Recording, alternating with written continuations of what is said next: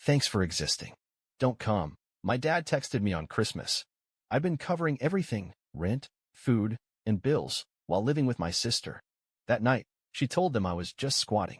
I said nothing, but the next morning, her key didn't fit, and 2 gift-wrapped boxes waited in silence, one still moving. Thanks for existing. Don't come. That was the message I got from my dad on Christmas Eve. No explanation. No greeting. Just 6 dry words, like a final stamp of rejection. I sat on the floor of my room, legs folded, blinking at the screen as if the message would morph into something kinder if I stared long enough. It didn't. They were all there. My parents. My sister. Celebrating the holiday like a happy, complete family, and I was the one left out. Again. I've been covering everything for the last year and a half. Rent. Food. Utilities. My sister Alina had lost her job, or so she claimed, and while she figured things out, I footed the bill. Every bill. Quietly. Without complaining. Because that's what family does, right? That night, she didn't say much before she left for Christmas dinner at our parents'. Just tossed her coat over her shoulder, gave her curls one last fluff in the mirror, and paused at the door.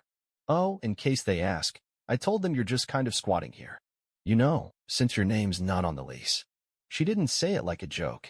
She said it like a fact. I looked up from the dishes I was doing. My hands froze in the soapy water. You told them what? She rolled her eyes. Relax. It's not a big deal. I just didn't want them thinking I'm letting you live here rent-free or something. It's just easier this way. But I am paying the rent, I said, my voice quiet but flat. Yeah, well, they don't need to know that. She left before I could answer. I didn't text. I didn't call.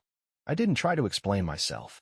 Instead, I sat at the kitchen table, staring at the cheap string lights I'd hung weeks ago, wondering how many more years I'd keep doing this, keep paying for people who had already decided I didn't belong. By midnight, I made a decision. I got up, opened the hallway closet, pulled out the toolkit, and changed the locks. No hesitation. No guilt. When I went to bed, the apartment felt lighter. Quiet. Safe. Mine. Maybe for the first time. The next morning, around 8:17 a.m., I heard the sound of keys fumbling at the door. A click. A curse. Another click. Nothing. Then knocking. Then pounding. Then silence. I didn't open the door, but I did leave something for her. 2 gift-wrapped boxes sat neatly on the welcome mat. One was medium-sized, tied with a perfect ribbon. The other was smaller. And still moving. It started small.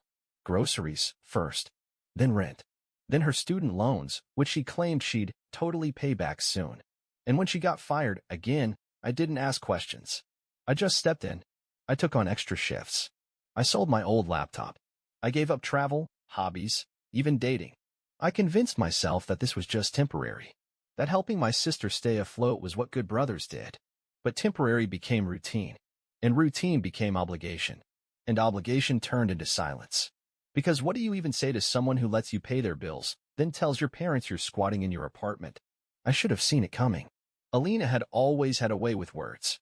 She knew how to twist things just enough to make herself the victim and me the nuisance. As kids, she cried her way out of everything. As adults, she cried her way into everyone's wallet. Even our parents. Especially our parents. To them, she was the creative soul. A little chaotic, Mom used to say with a laugh. But she means well. Meanwhile, I was too serious, too controlling, too cold. But cold is what you become when love comes with conditions. I stopped going to family dinners months ago. Not because I didn't want to see them, but because I couldn't keep pretending. Every conversation turned into a financial guilt trip. You're the stable one. She's struggling.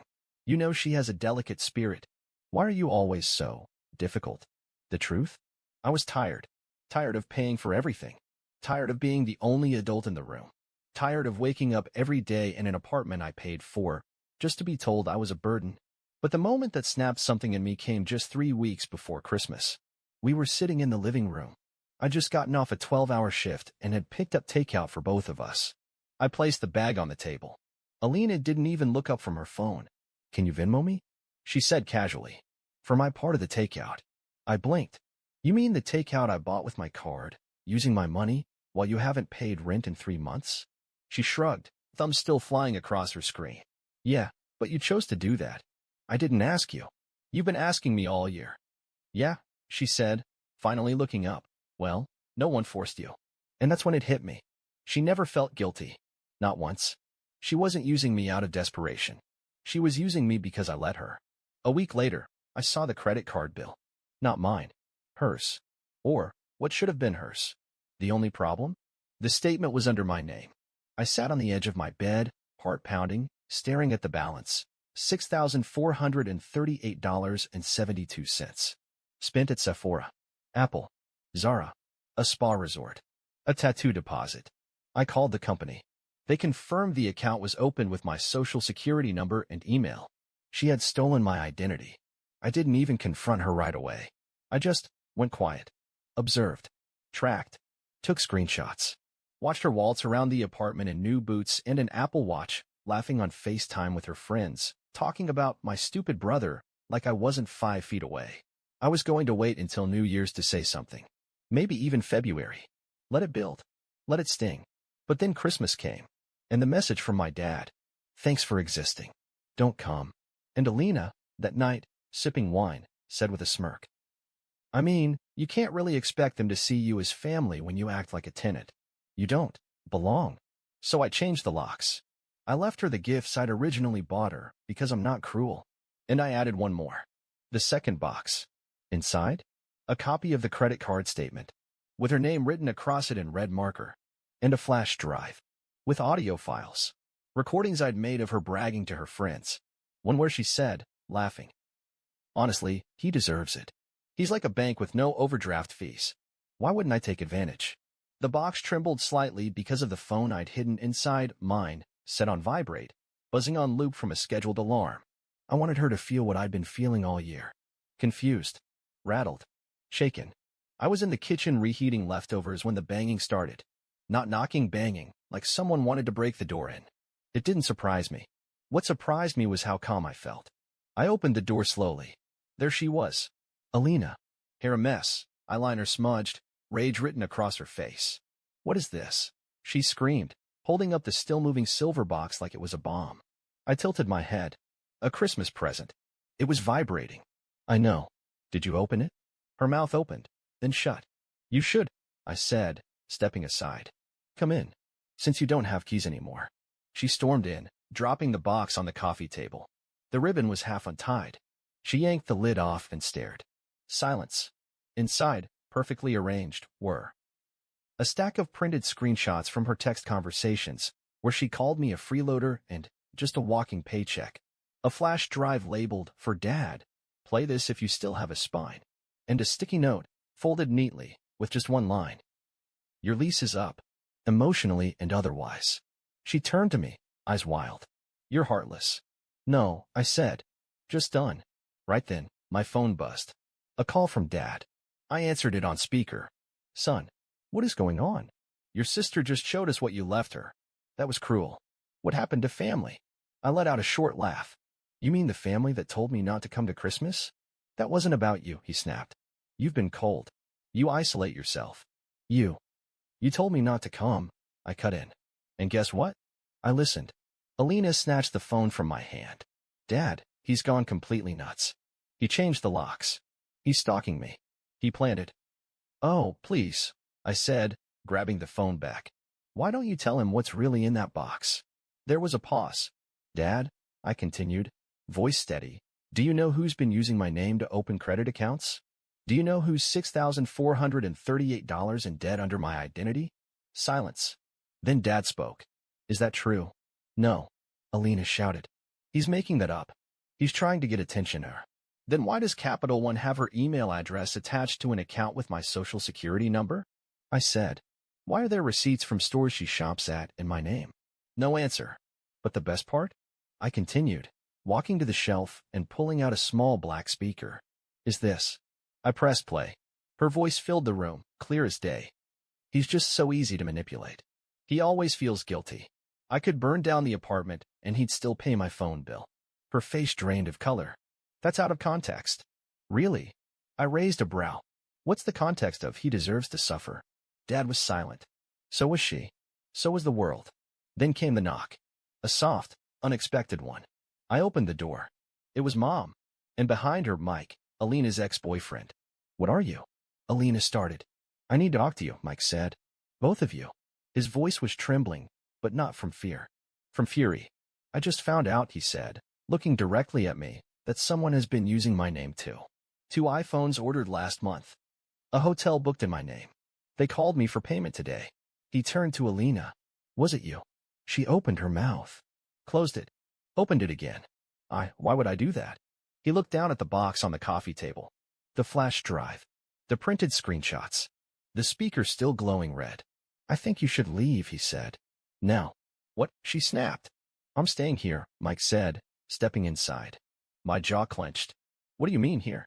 I mean, he said, looking at me, if you'll let me crash a few days, I think we've both been played by the same person. And maybe, it's time we stop playing her game. Alina blinked like she'd been slapped. You're siding with him? I'm done siding with liars. She stood there frozen. For the first time in her life, no script. No fake tears. No one to manipulate. Just silence. Don't worry, I said, tossing her coat from the chair. Your things are in the hallway, right next to the trash. Feel free to guess which is which. She left. No more threats. No more guilt. Just footsteps down the hall and the sound of the elevator closing. The morning after Alina left, the silence in my apartment was no longer empty. It was earned. I stood in the kitchen holding a mug of reheated coffee, watching the steam rise in lazy spirals. I expected to feel guilt. Maybe regret. But there was nothing like that. No ache in my chest. No second guessing. Just peace. Mike was still asleep on the couch, snoring softly under a blanket I tossed him the night before. He hadn't said much after Alina left. Just nodded, muttered, finally, and passed out. But when he woke up, he saw the laptop open on the table and raised an eyebrow. You're working already? I'm getting my money back. He sat up, rubbing his face. What? Like pressing charges? More than that. I turned the screen toward him. This is going to be official. Step 1. The claim. I'd already begun compiling evidence the night Alina left. I had folders, literal folders, of documentation. Screenshots of credit card statements, IP login records, my bank account history, and even receipts for every charge she'd made under my name. I submitted a formal identity theft report to the police and opened cases with all the affected financial institutions. Capital One responded first. They flagged the account and started a full fraud investigation. By Friday, my phone buzzed with a confirmation email. You have been approved for full reimbursement. $6,438.72, back in my account. I leaned back in my chair, exhaling for the first time in days. But I wasn't done. Step 2. The calculation. I opened a spreadsheet and started counting. 18 months of paying for 2 people. Rent, $950 per month. Utilities, $180 average. Groceries, $400. Per random emergencies, $100 to $500, sometimes more. I scrolled and scrolled and scrolled. By the time I hit the bottom of the sheet, my stomach turned. $17,892. Not including emotional damage. Not including the weeks I skipped meals or pulled double shifts just to stay ahead. I took screenshots, saved them to a flash drive, and called a lawyer. Step 3. The suit.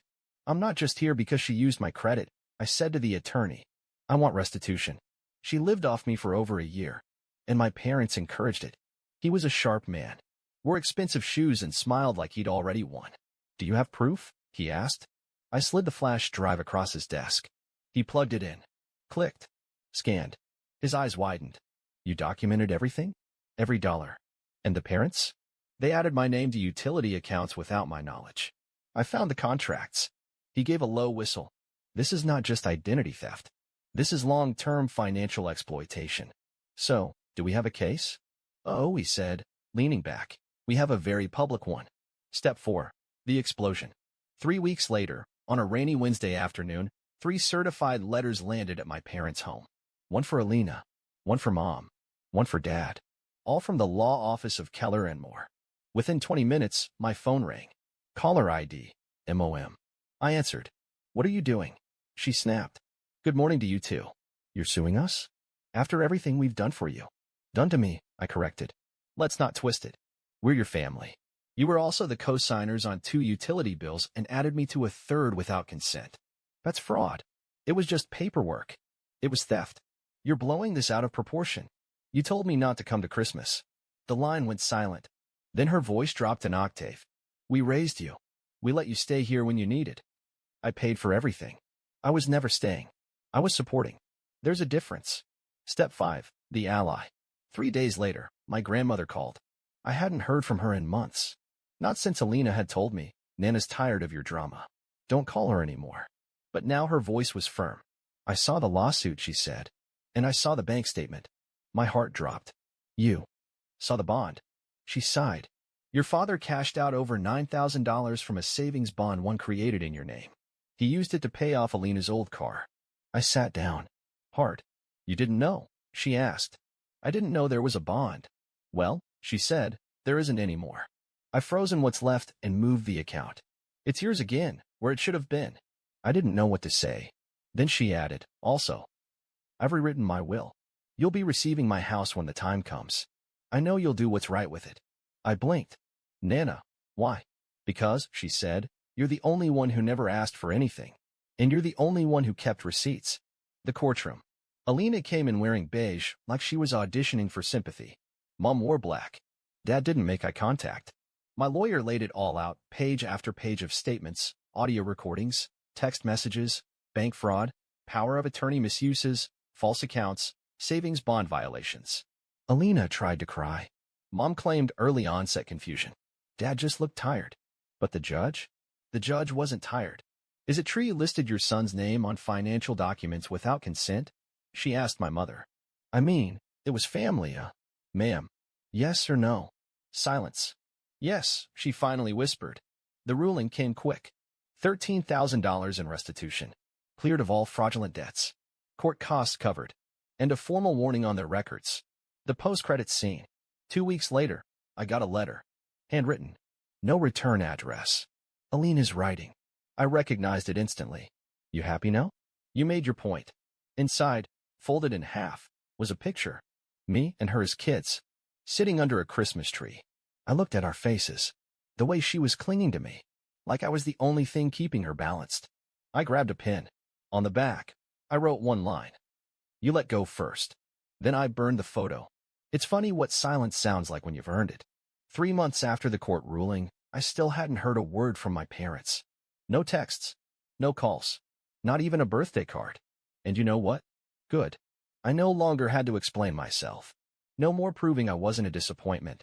No more, you should understand how hard your sister has it. No more, you're the stable one. We need you. My life finally belonged to me. I stayed in the same apartment. But for the first time, it actually felt like mine. The kind of place where you open the fridge and everything inside belongs to you, not to someone who called you a squatter behind your back. Where the air feels still, not heavy with tension. Where no one hijacks the Wi-Fi, clogs the sink, or leaves passive-aggressive notes about groceries they didn't pay for. It was the same walls, same couch, same view from the window. But the silence? That was brand new. The peace? Unfamiliar. Quiet. Powerful. The cost. Sometimes people ask, wasn't it hard? Wasn't it cruel to cut off your whole family? And my answer is always the same. It was necessary. I spent so many years shrinking myself to fit their comfort, smiling through insults, writing checks instead of setting boundaries, letting them call me selfish for not giving them everything while they gave me nothing but guilt. The real cruelty was how long I let it happen. When I finally stopped playing the obedient son and the generous brother, I saw the truth. They didn't miss me. They missed what I gave them. The message. One afternoon in May, I opened my email to a message from a name I didn't recognize. The subject line. Your sister isn't doing well. It was from a woman named Tessa, apparently one of Alina's old friends. The message was short. Cold. She's couch hopping. Lost her job again. Says you ruined her life. Thought you'd want to know. I stared at the screen for a long time. And then I hit delete. Not because I didn't care, but because caring isn't the same as going back. The last encounter. One day, I ran into my dad at a gas station. We locked eyes across the pump.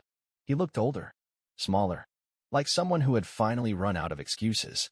He approached slowly, not with anger, but with a strange sort of shame. You look good, he said. I nodded. He looked down at the ground. You know your mother's still angry. I stayed quiet. She says you ruined Christmas. I raised an eyebrow. That's funny. She started it with don't come. I just listened. He sighed. Family fights, son. No, I said. Families fight for each other. You fought for Alina. You never fought for me. He didn't have a response to that. He just stood there. waiting for me to give him a way back in. I didn't. I got in my car, drove away, and it felt like peace. This wasn't revenge. This was freedom. Let me make something clear. This wasn't about vengeance. This wasn't about punishing anyone. This wasn't about proving that I was right, even though I was. This was about letting go. Letting go of a system where love meant transactions. Letting go of the guilt that was never mine to carry. Letting go of the version of myself that begged to be seen, heard, valued. I didn't set out to destroy my family. I just stopped destroying myself to protect them. People like Alina, people who take and blame and twist, they survive because others keep absorbing the impact. I stopped absorbing, and the whole machine fell apart. Not because I broke it, but because I walked away. And for the first time, the first real, soul-deep time, I felt alive. The unexpected closure. 2 weeks ago, I got a package. No return address. Inside was a simple envelope. And inside the envelope, one single photograph. It was me and Ellie, Alina's daughter, from years ago. She was maybe 4, sitting on my shoulders, laughing, gripping my face with her tiny hands. And on the back of the photo, in shaky, unfamiliar writing, "I'm sorry for how my mom treated you. Thank you for everything. Ellie." I stared at the words until they blurred. I still don't know how she got my address. Maybe my grandmother. Maybe fate. But that one note? It made everything worth it. I keep that photo now in my desk drawer. Not because it ties me to the past, but because it reminds me. Walking away doesn't mean you stop loving. It means you start loving yourself more. And that's not revenge. That's freedom.